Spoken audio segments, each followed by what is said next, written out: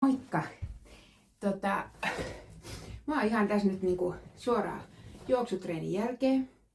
Mä ostin itselleni äitienpäivän lahjaksi juoksumaton kotia ja löysin todella hyvän löydön käytettynä ja hyvä merkki ja on ollut toimiva. Mä oon nyt viikon verran siinä, en nyt joka päivä, mutta ajoittain juoksennellut. Mun tilannehan on sillä lailla tuossa treenaamisessa meni vähän takapakkia, koska mullahan poistettiin noin vatsan alueen ylimääräiset nahat, niin mulla oli 3 kuukauden toipuminen siinä. Eli nyt mun juoksutavoite pitää taas kuroa kasaan. Mä siis juoksen 5 kilometriä tällä hetkellä tuossa juoksumatolla niin, että mä kävelen välillä reipasta tuommoista 6,5-7 kilometrin tuntivauhtia ja sitten taas välillä juoksen. Ja siihen menee semmoinen 42 minuuttia. Kunto alkaa pikkuhiljaa palautumaan. Kovaa treeniä teen sillä lailla, että saisin takaisin sen, että 5 kilometriä yhtä kyytiä jaksan juosta. Mä käyn myös reippailla sauvakävelylenkeillä. Välillä juoksen ja sitten taas välillä kävelen. Ja sitten mä ostin myös itselleni kotia spinningpyörän, siis semmoisen kuntopyörän, niin siinä sitten poljen. Nyt mä myös oon alannut tekemään aamuisin semmoisia venyttelyliikkeitä, voisi ehkä kutsua varmaan pilatesliikkeiksi. Ja joka aamu teen niitä semmoinen 15-20 minuuttia. Siihen myös sitten lankutan, niin mulla on toi keho alkaa taas tuosta keskivartalolta tuntumaan sille, että mä saan siihen kosketuksen. Koska se leikkaus, niin siinä yhteydessähän mulla myös korjattiin erkauma, eli mun vatsalihakset oli erkautunut toisistaan. Mullahan on 3 raskautta takanapäin ja mullahan paino aina nousi noin 30-40 kiloa joka raskaudessa. Toki aina välillä tippui, mutta koko ajan noususuuntainen oli. Niin mulla oli erkautunut vatsalihakset sekä sitten mulla oli tyrä tuossa vasemmalla puolella. Niin ne korjattiin samalla kertaa. Ja mulla oli sellainen olo, kun yritin tuossa leikkauksesta jotain parin kuukauden jälkeen, niin musta tuntui, että mä repeen keskeltä, kun yritin tehdä vatsalihasliikkeitä. Eli ei pystynyt mitenkään tekemään niitä heti. Kuitenkin mulla on ikääkin sen verran jo, että ei enää palaudu ehkä niin nopeita. Mä en tätä hikoilua yhtään peittele. Mullahan on ollut ongelma, että mä en hikoile. Niin nyt mä saan juoksemalla ja pyöräilemällä hikeä pintaan. Yksi tekijä on myös se, että mulle tehtiin rautainfuusio tuossa kuukausi sitten, reilu varmaan. Ja sen myös otin tuolla Tallinnassa Bariatric Servicessä ja mä uskon, että nyt mun feritiiniarvo alkaa olemaan hyvällä tasolla. Käyn parin viikon päästä sen sitten kontrolloimassa. Niin uskon, että hikoiluun on ollut tälläkin merkitystä. Ja ehkä on saanut myös niitä mun kilpirauhasarvoja vähän parempaan. Mulla on se T3V huono ollut. Mitä muuta tulee tässä, niin sillä lailla olen kovasti pohtinut elämänmuutosta ja näitä mun elintavan radikaaleja muutoksia, joita mä olen tehnyt. Mä olen niin valtavan kiitollinen itselleni, että mä tämän tein. Ja pystyin saamaan tämän maaliin asti. Että nyt mulla tulee 2 vuotta tuosta lihavuusleikkauksesta ja mulla on paino tippunut aika paljon. Mun ikä kulkee 57 kohti ja mä painan 57 ja pikkasen päälle. Mä oon äärimmäisen kiitollinen. Mun elintavat on sillä lailla rutinoitunut, niihin on tullut säännöllisyys ja mä oon saanut terveellisen elämäntavan ihan normiarkeen. Mistä mä erityisesti on kiitollinen on se, että tosiaan se alkoholin käyttö on jäänyt ja tää vesi on maailman ihaninta mun on pakko niin kuin puhua ääneen tällainen asia, koska mä en muuten pääse tästä häpeästä, jolle mä puhun sitä ääneen. Niin, mä muistan tilanteen, siitä on varmaan 10 vuotta, 8 vuotta.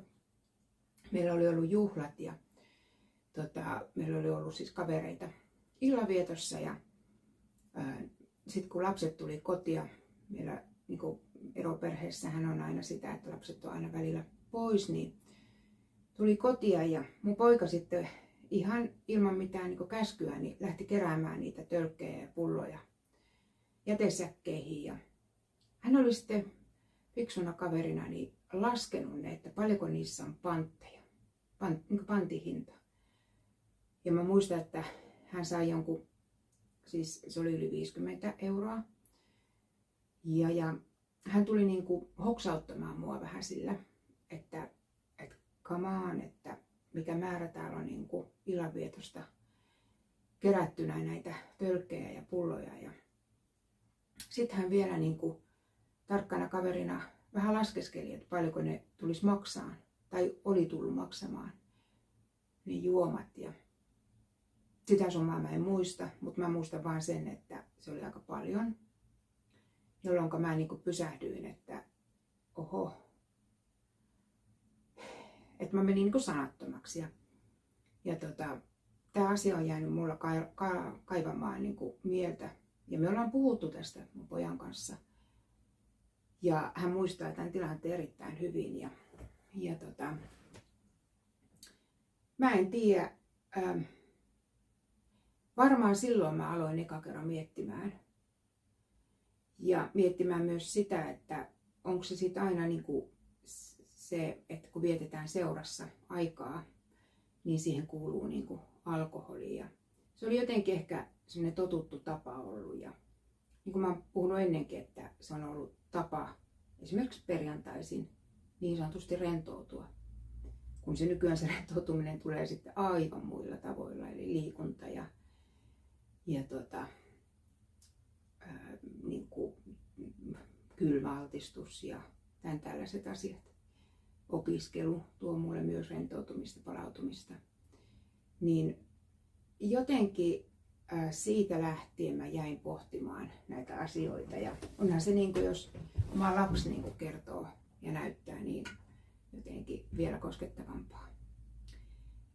Et kiitos vaan pojalle, että havahdutit minut.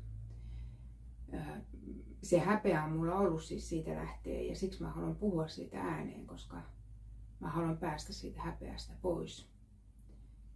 Mä oon pyytänyt anteeksi läheisiltäni ja kun mulla on ollut myös sitä, että mähän kun otin alkoholia, niin mun kierroksethan lähti vaan niin kuin laukalle. Eli niin kuin se energia, kun mä oon kuitenkin aika energinen ihminen, niin se lähti niin kuin laukkaamaan niin, että joskus mä en pysynyt paikalla, en todellakaan pysynyt paikalla, vaan jalat meni ja suu kävi ja se oli aikamoista, niin kuin se mun ehkä reagointi sit siihen alkoholiin, että kun ne niin kuin kierrokset lisääntyi. Joo. Eli näin syvissä vesissä mä oon tässä nyt mennyt. Osittain senkin takia, että olen kuunnellut paljon podcasteja ja kuunnellut myös siitä, mitä niin kuin elintapojen muutokset on saanut ihmisissä aikaan. Ja olen niin itse siitä kiitollinen, että olen yksi sellainen, joka sen teki. Se mun 100-vuotiaaksi elämistavoitehan on edelleen siis mulla voimassa ja sitä kohti mä haluan kulkea ja mä haluan vanheta hyvässä kunnossa ja pystyä sitten niin kun lapsetkin niin kuin vanhenee, niin näyttämään, että se niin kuin vanhentuminen voi olla myös iloista ja semmoista odotettua, kun mullahan on äiti menehtynyt jo 69-vuotiaana, mutta tosi vakavaan sairauteen, eli hänellä oli sellainen taustalla, hän ei varmaan muuten olisi menehtynyt, hän eli kyllä ihan hyvin ja näin, mutta ja isä eli lähes 85-vuotiaaksi. Isän elintavat eivät olleet niinkään hyvät ja mulla on siellä myös esimerkkiä, jota en halua niin kuin seurata. Ja isä elikin aika pitkään viimeisiä vuosia sitten palvelukodissa ja aika pitkään sitten sängyssä ja pyörätuolissa, niin mä niin hartaasti toivon, että minä en joutuisi siihen ja siksi teen paljon töitä sen eteen, että pysyisin tolpillani ja mua ei tarvitsisi niin kuin auttaa. Tietenkin normaali sairastumiset on niin kuin ymmärrettäviä näin ja olihan mulla kova toipuminen siis sitä vatsanahaleikkauksesta ja silloinhan tietenkin olin kiitollinen siitä, että mies auttoi. En tarkoita sitä, ettenkö apua tarvitse, mutta tarkoitan sitä, että ettei minusta tarvitse kantaa sitä huolta esimerkiksi lasten, että täytyy käydä sillä lailla auttelemassa. Toivon, että mä pystyn itse olla auttamassa heitä mahdollisesti joissakin elämäntilanteissa. Mutta näillä mennään ja mullahan noi salikäynnit sitten muuttuikin vähän pitemmiksi, koska löysin Oulusta aivan ihanan paikan Hello Health ja siellä käyn nyt sitten pari kertaa viikossa, että huomenna sitten taas sinne salille ja sitten siellä mä pääsen myös neurosonikkiin rentoutumaan ja palautumaan ja keräämään voimia sitten alkavalle viikolle taas. Sitten jaksaa töissä ja pystyy antaa itsestään parasta, josta sitten myös nautin. Eli työ antaa mulle myös paljon energiaa, että se ei vie, vaan se myös tuo. Jees. Mutta nyt mä menen vielä tämän jälkeen vähän tuolla spinningin pyörällä polkemaan. Mä oon tässä saanut tää hiejo laskeutumaan, niin mä käyn vähän sillä polkemassa. Mutta mä tein tämän välillä tämän videon. Kiitoksia ja ihanaa päivän jatkoa ja ollaan taas yhteydessä. Moikka!